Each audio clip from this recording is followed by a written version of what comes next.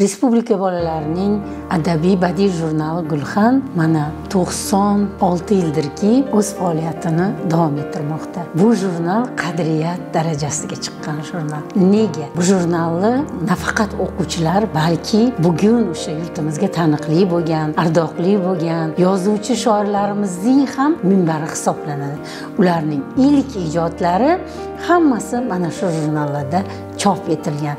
Qaysi ijodkorga, qaysi jurnalist, yozuvchi, shoirga murojaat qilsangiz, bolaligida ilk ijod mahsuli Gulxanda chop etilganini qayd etadi va mehr bilan eslashadi. Bu jurnalda nafaqat masalan bolalarning she'rlari, hikoyalari, balki chizgan rasmlarini ham chop etamiz.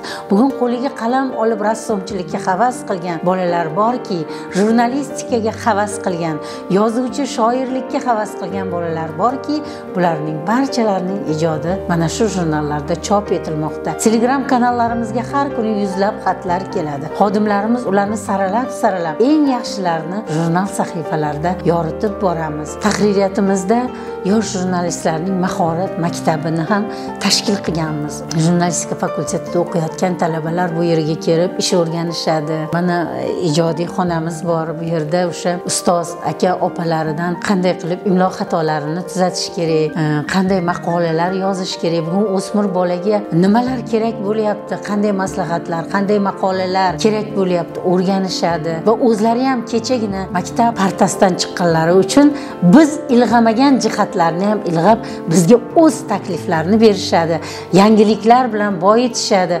Mana shunday ijodiy hamkorlikda ishlasak, o'ylaymanki, jurnalni ertangi kuni bundan ham yorug' bo'ladi.